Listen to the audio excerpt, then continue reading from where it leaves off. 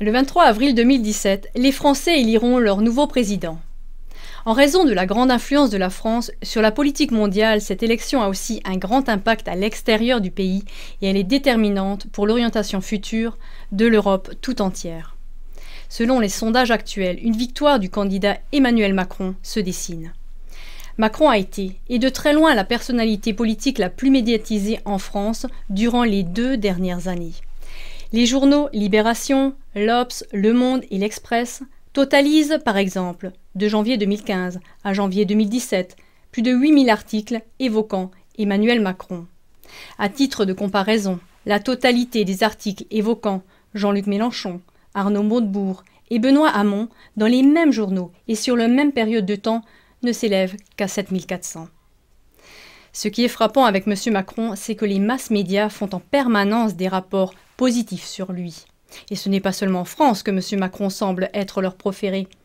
Le journal allemand Der Spiegel, par exemple, le qualifie de Messie centriste et la chaîne allemande ZDF Heute le qualifie de jeune star politique intelligent.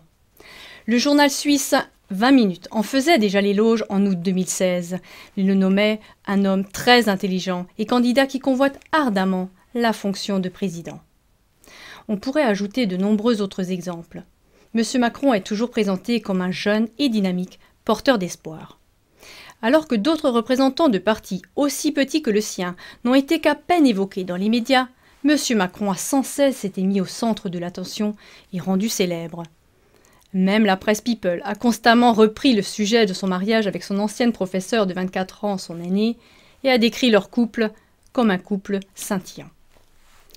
Ces rapports médiatiques étaient accompagnés de sondages en hausse ininterrompus.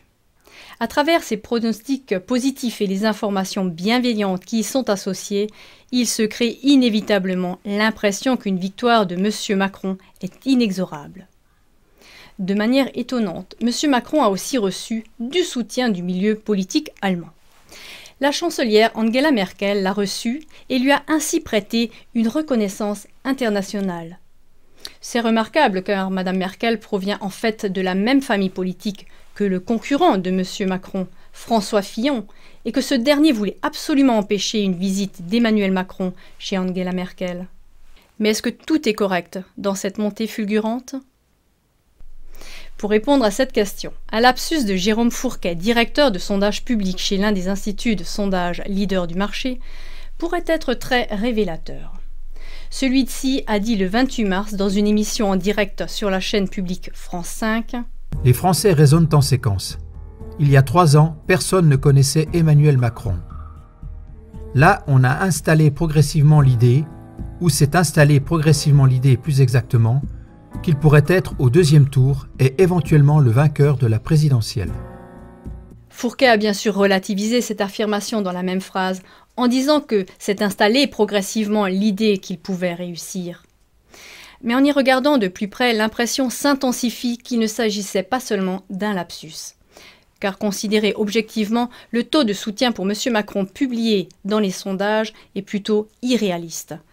M. Macron n'est pas membre d'un parti établi et ne peut donc pas compter sur un grand nombre d'électeurs fidèles.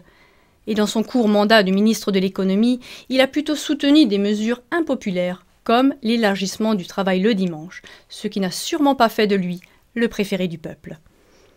C'est pourquoi, face au lapsus de Jérôme Fourquet, la question légitime se pose de savoir si la vague d'euphorie autour de M. Macron n'a pas été créée artificiellement.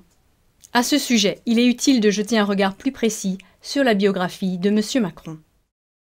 Déjà, avant son entrée en politique, M. Macron a travaillé pour la banque d'investissement Rothschild à Paris en tant qu'analyste. Et il est rapidement monté en grade en devenant associé gérant. À partir de 2012, M. Macron a été conseiller économique du président François Hollande.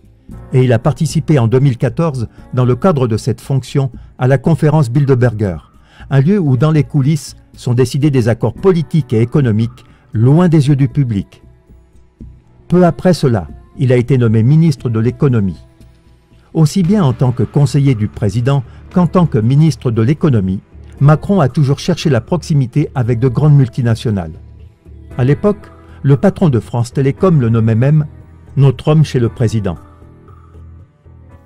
Contrairement à ses plus grands adversaires, comme par exemple Marine Le Pen qui plaide pour un référendum sur la sortie de l'Union européenne, ou François Fillon qui soutient depuis longtemps une suppression des sanctions contre la Russie, Macron se trouve tout à fait sur la ligne des réseaux mondiaux de multinationales et de banques, avec son programme bienveillant envers l'économie et l'Union européenne. En raison de ces arrière-plans, il est difficile de ne pas partir de l'idée que M. Macron est le candidat souhaité par la haute finance et l'économie. Et comme ces derniers sont finalement les tireurs de ficelle de la politique et des médias au niveau international, il est peu étonnant que M. Macron soit acclamé de tous les côtés. Pendant ce temps, les médias s'occupent des prétendues affaires de ses plus grands concurrents. L'élection du 23 avril montrera à quel point le peuple français se laisse manipuler par cette campagne médiatique de grande envergure.